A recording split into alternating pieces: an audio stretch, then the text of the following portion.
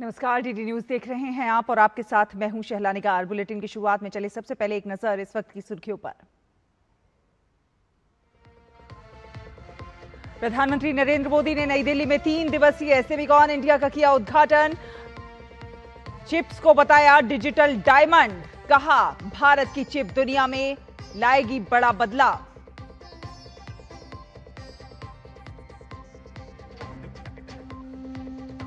प्रधानमंत्री अब से कुछ देर बाद वीडियो कॉन्फ्रेंसिंग के जरिए बिहार राज्य जीविका निधि सहकारी संघ लिमिटेड का करेंगे शुभारंभ। ग्रामीण महिला उद्यमियों को आसानी से उपलब्ध हो सकेगा धन।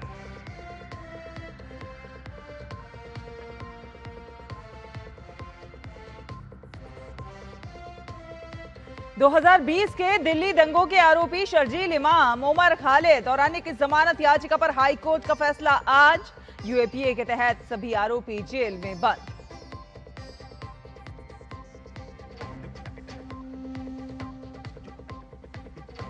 जम्मू कश्मीर, हिमाचल प्रदेश, उत्तराखंड, पंजाब, हरियाणा, उत्तर प्रदेश के अलग अलग इलाकों में मूसलाधार बारिश का अलर्ट। दिल्ली में यमुना खतरे के निशान के ऊपर।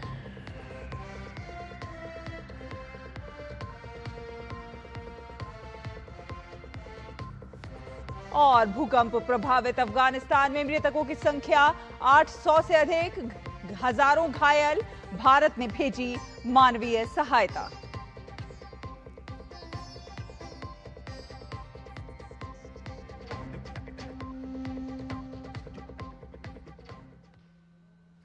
तो आपको बता दें कि प्रधानमंत्री नरेंद्र मोदी ने नई दिल्ली में सेमिकॉन इंडिया 2025 का उद्घाटन किया। यह सम्मेलन भारत में एक मजबूत और टिकाऊ सेमीकंडक्टर इकोसिस्टम को बढ़ावा देने के लिए आयोजित किया जा रहा है। इस मौके पर केंद्रीय इलेक्ट्रॉनिक्स और सूचना एवं प्रौद्योगिकी मंत्री अश्विनी वैष्णव ने प्रधानमंत्री नरेंद्र मोदी को भारत में बने पहले चिप विक्रम 32 बिट प्रोसेसर को स्मृति चिन्ह के तौर पर दिया है। इसके अलावा स्वीकृत 4 परियोजनाओं के टेस्ट चिप भी स्मृति चिन्ह के तौर पर दिए गए हैं। विक्रम 32 बिट प्रोसेसर भारत में पूरी तरह से बना पहला ऐसा माइक्रो प्रोसेसर है जो कि लॉन्च व्हीकल उपग्रह प्रक्षेपण यान के कठोर वातावरण में इस्तेमाल के लिए उपयुक्त है। यह चिप इसरो के सेमीकंडक्टर लैब द्वारा विकसित की गई है। 3 दिनों तक चलने वाले सम्मेलन में भविष्य में सेमीकंडक्टर क्षेत्र में विकास के लिए निर्णायक चर्चा होना शामिल है। सेमिकॉन इंडिया 2025 सेमीकंडक्टर फैब्रिक्स, उन्नत पैकेजिंग, आर्टिफिशियल इंटेलिजेंस, अनुसंधान एवं विकास, स्मार्ट विनिर्माण और निवेश के अवसरों पर केंद्रित होगा। इस सम्मेलन में सेमीकंडक्टर इंडिया कार्यक्रम की प्रगति, बुनियादी ढांचे की तैयारी, डिजाइन लिंक्ड इंसेंटिव योजना, स्टार्टअप पारिस्थितिकी तंत्र, अंतर्राष्ट्रीय सहयोग और भारत के सेमीकंडक्टर क्षेत्र के भविष्य के रोड मैप पर सत्र आयोजित किए जा रहे हैं। प्रधानमंत्री नरेंद्र मोदी ने सम्मेलन को संबोधित करते हुए कहा कि अब वो दिन दूर नहीं है जब भारत में बनी चिप दुनिया के सबसे बड़े सेमीकंडक्टर चेन को ड्राइव करेगी।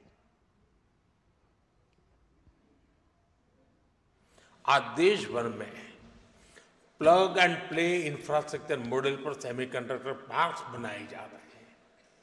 इन पार्क्स में land, power supply, ports, airport, इन सब की कनेक्टिविटी के साथ स्किल्ड वर्कर पूल तक की सुविधा उपलब्ध है। और जब इनके साथ इंसेंटिव्स भी जुड़ जाते हैं तो इंडस्ट्री का फलना फूलना तय है। पीएलआई इंसेंटिव्स हो, डिजाइन लिंक ग्रांट्स हो, Bharat end to end capabilities offer कर रहा है। इसलिए इन्वेस्टमेंट भी लगातार आ रहा है। भारत अब बैकएंड से निकलकर एक फुल स्टैक सेमीकंडक्टर नेशन बनने की ओर बढ़ रहा है। वो दिन दूर नहीं है जब भारत की सबसे छोटी चिप दुनिया के सबसे बड़े चेंज को ड्राइव करेगी। प्रधानमंत्री ने कहा कि भारत का सेमीकंडक्टर मिशन चिप निर्माण तक सीमित नहीं है, ये भारत को आत्मनिर्भर और वैश्विक रूप से प्रतिस्पर्धी बनाएगा। भारत में सेमीकंडक्टर की सक्सेस स्टोरी किसी एक वर्टिकल तक, किसी एक टेक्नोलॉजी तक सीमित नहीं है। हम एक पूरा इकोसिस्टम बना रहे हैं, ऐसा इकोसिस्टम जिसमें डिजाइनिंग, मैन्युफैक्चरिंग, पैकेजिंग और हाईटेक डिवाइस सब कुछ यहीं भारत में उपलब्ध हो। हमारा सेमीकंडक्टर मिशन सिर्फ एक फैब या एक चिप निर्माण तक सीमित नहीं है। हम एक ऐसा सेमीकंडक्टर इकोसिस्टम बना रहे हैं जो भारत को आत्मनिर्भर और ग्लोबली कॉम्पिटिटिव बनाए। फ्रेंड्स, भारत के सेमीकंडक्टर मिशन की एक और खासियत है, भारत दुनिया की मोस्ट एडवांस टेक्नोलॉजीज के साथ इस क्षेत्र में आगे बढ़ रहा है।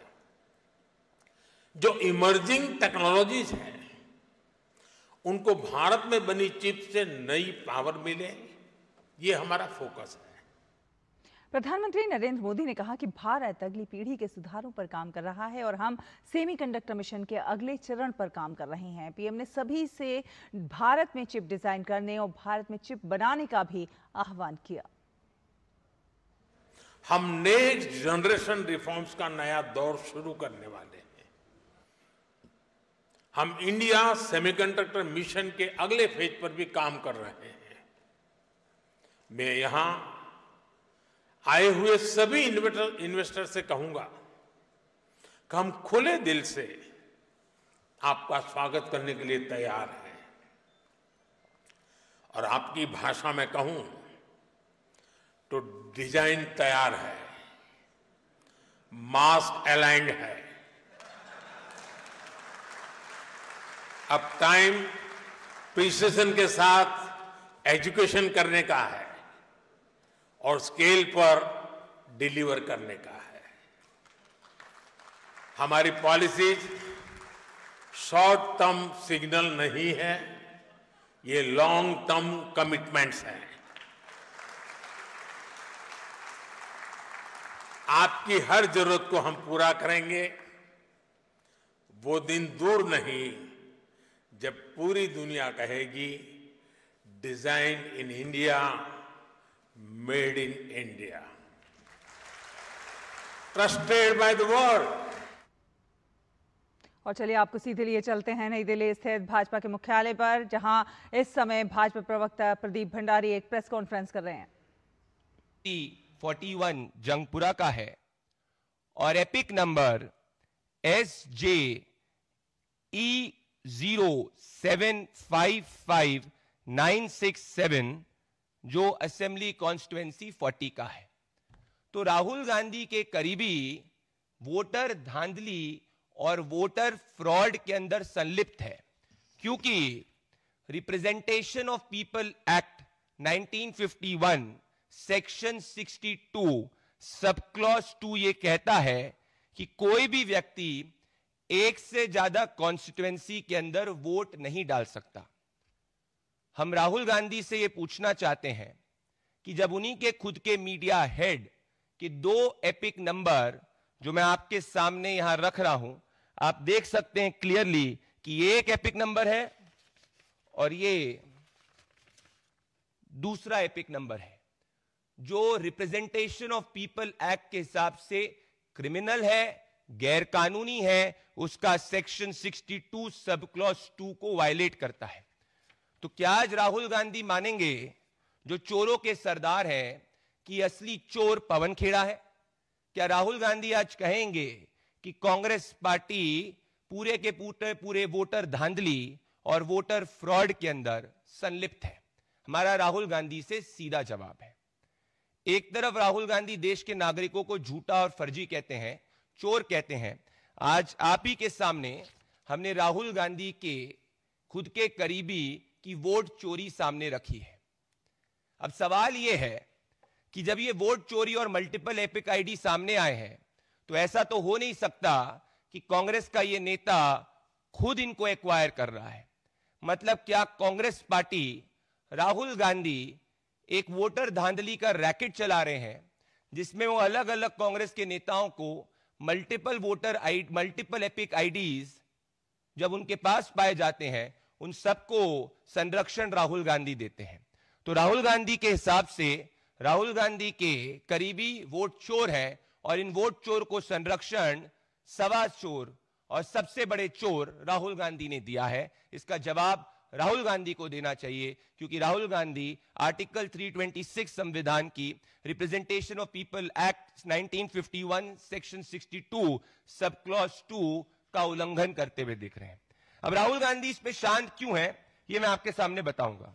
क्योंकि पूरा गांधी वाड्रा परिवार वोट चोरी और वोटर धांधली के रैकेट के अंदर संलिप्त है।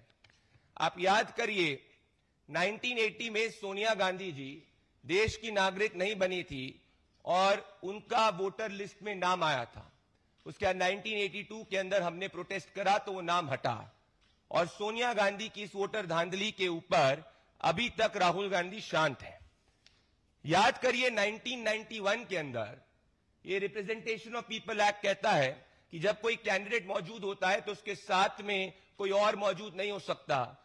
सोनिया गांधी 1991 में खुद वोटर बूथ के ऊपर मौजूद पाई गई थी।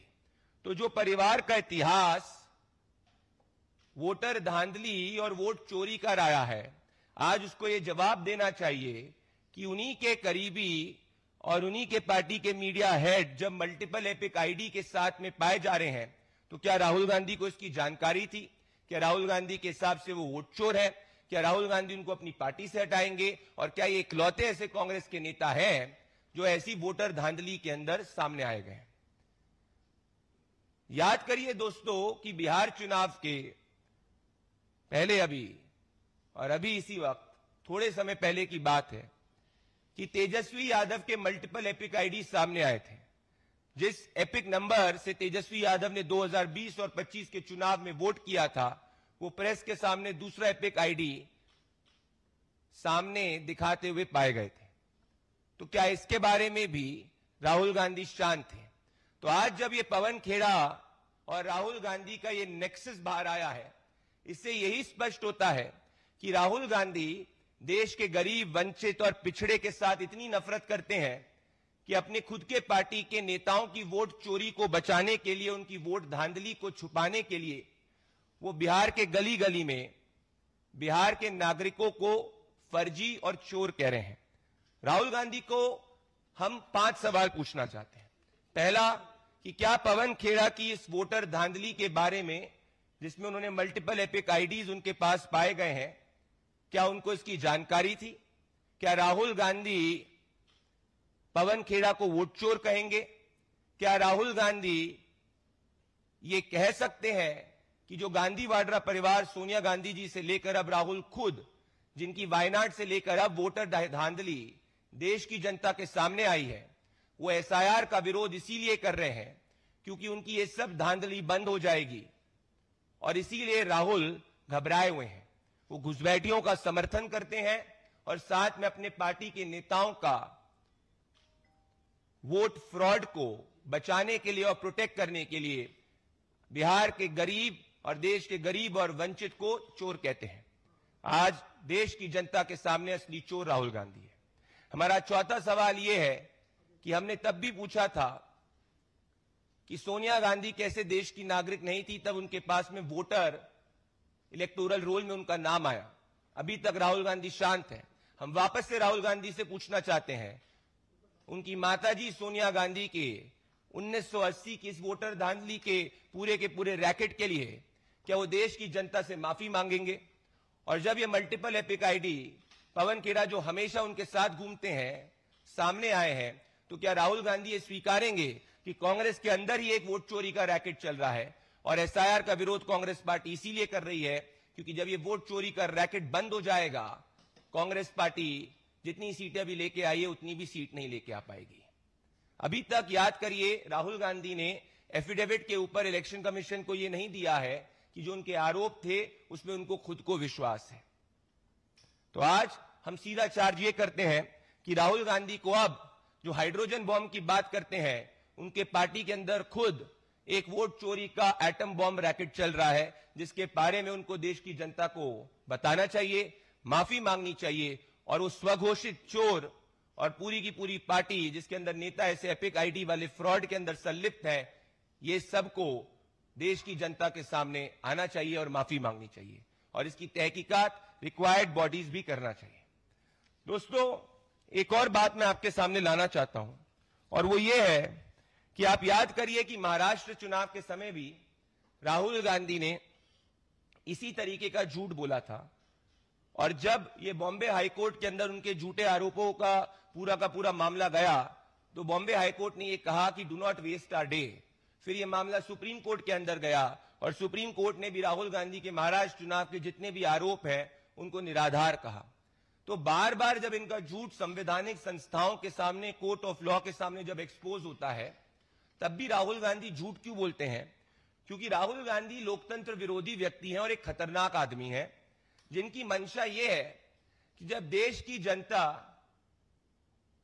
तीसरी बार प्रधानमंत्री नरेंद्र मोदी जी को चुनती है और जब देश की जनता लोकतांत्रिक रूप से पूरे के पूरे डेमोक्रेटिक प्रोसेस में पार्टिसिपेट करती है, तो जो 90 चुनाव हार चुके हैं ये परिवारवादी अब इस देश में जनता के मन में अविश्वास की भावना लगातार झूठ के सहारे डालना चाहते हैं। अभी तक देश की जनता ने इनके इस लोकतंत्र विरोधी पूरी की पूरी जो प्लान है इसको एक्सपोज किया है और देश की जनता चट्टान के रूप में, देश का गरीब चट्टान के रूप में राहुल गांधी के इस पूरे षड्यंत्र के खिलाफ खड़ा हुआ है। और राहुल गांधी ये जानते हैं, परंतु जो जनता का विश्वास काम के आधार पर नहीं जीत सकता, वो सिर्फ लोकतंत्र में झूठ का सहारा लेता है और राहुल गांधी ठीक वही कर रहे हैं। इसीलिए आज हम देश के जितने भी बुद्धिजीवी, मीडिया के जन और आम जनमानस को कहना चाहते हैं, राहुल गांधी के इस लोकतंत्र विरोधी षड्यंत्र और ये लोकतंत्र विरोधी बयानबाजी जो झूठ के पुलिंदे के ऊपर टिकती है, इससे सबको सचेत होना चाहिए। क्योंकि वही व्यक्ति बार बार झूठ बोलता है जिस व्यक्ति को पता है कि उसके पास सच्चाई की बुनियाद नहीं है। So, Rahul Gandhi is not a very innocent man. He is a dangerous man who wants to create democratic deficit in this country. And when his entire fake fraud racket has been called out, Rahul Gandhi को पवन खेड़ा के multiple epic ID पे जवाब देना चाहिए। और हम ये मानते हैं कि पवन खेड़ा ऐसा धांधली बिना राहुल गांधी के इंफॉर्मेशन के, उनके सुपरविजन के, उनके नॉलेज के नहीं कर सकते थे। तो असली वोट चोर राहुल गांधी है। मैं अंत में एक पैटर्न आपके सामने रखना चाहता हूं और वो पैटर्न ये है कि देश की मीडिया ये देखे कि कैसे हर सीजन में राहुल गांधी एक झूठ जो है वो सामने रखते हैं। 6 महीने तक इन्होंने कहा था कि ईवीएम को रिग किया जा सकता है। जब फिर बात आई ईवीएम को रिग करने की तो एक भी राजनीतिक दल विपक्ष का सामने नहीं आया। फिर ये लेके आए कि महाराष्ट्र का चुनाव जो है वो फर्जी हुआ है। फिर वो मामला कोर्ट के अंदर गया तो इनके झूठ जो है वो सामने आए, फिर ये चुप हो गए।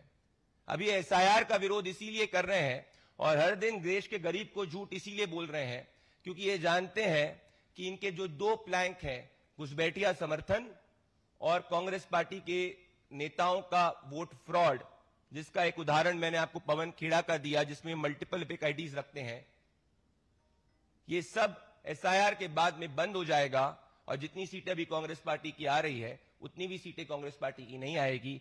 इसीलिए ये फड़फड़ा रहे हैं और यही राहुल गांधी है जो विपक्ष को लामबंद करते हैं।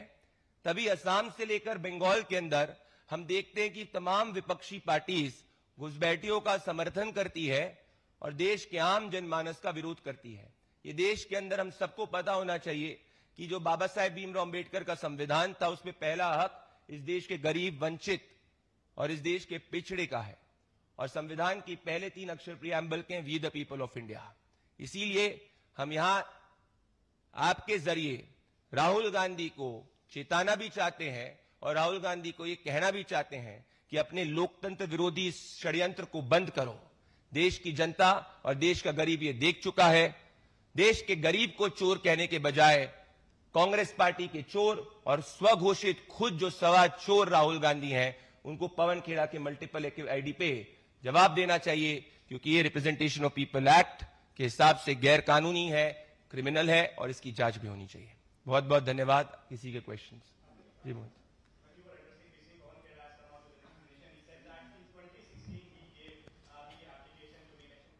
तो भाजपा प्रवक्ता प्रदीप भंडारी को आप सुन रहे थे।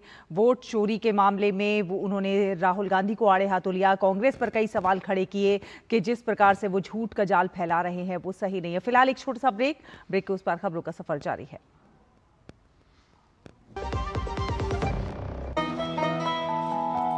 वाह यार, क्या सही हो आप। मेरा भी मन करता है कुछ करने का। मन करता है तो करो। घर की चीजों से टाइम ही नहीं मिलता और हूँ सिर्फ 10वीं पास। आप LIC की बीमा सखी योजना के साथ जुड़ सकती हो। मैं LIC एजेंट बन सकती हूँ? पूरी ट्रेनिंग भी मिलेगी, मंथली स्टाइपेंड भी मिलेगा। स्टाइपेंड भी? ऊपर से कमीशन अलग। LIC बीमा सखी योजना से जुड़ने के लिए अपनी नजदीकी LIC शाखा से संपर्क करें। LIC बीमा सखी योजना, अपनी शुरुआत अपने हिसाब से। मेरी पसंद। मेरी पसंद। मेरी पसंद। मेरी पसंद। हमारी पसंद।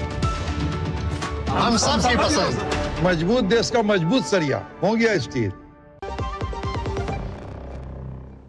ब्रेक के बाद स्वागत है। आपको बता दें कि उत्तराखंड के चमोली जिले में लगातार भारी बारिश का दौर जारी है। खराब मौसम के कारण हालात जो हैं बिगड़े हुए हैं। कल देर रात भारी बारिश के कारण बद्रीनाथ राष्ट्रीय राजमार्ग, कंचनगंगा, भनेर पानी और चटवा पीपल, नंदप्रयाग, कामेजा में अवरुद्ध है और इसके साथ साथ ग्रामीण क्षेत्रों को जोड़ने वाले 58 मार्ग अवरुद्ध हो गए हैं, जिससे लोगों को काफी परेशानियों का सामना करना पड़ रहा है। सड़क के दोनों ओर जाम लगा हुआ है। सड़क मार्ग को पुनः आवागमन को लेकर खोलने का प्रयास किया जा रहा है। तो वहीं चमोली मौसम विभाग ने भारी बारिश का अलर्ट जारी किया है। अलर्ट को देखते हुए जिले में आज स्कूल, कॉलेज और आंगनवाड़ी केंद्रों में अवकाश घोषित किया गया है। एक और छोटा सा ब्रेक, जल्द हाजिर होंगे।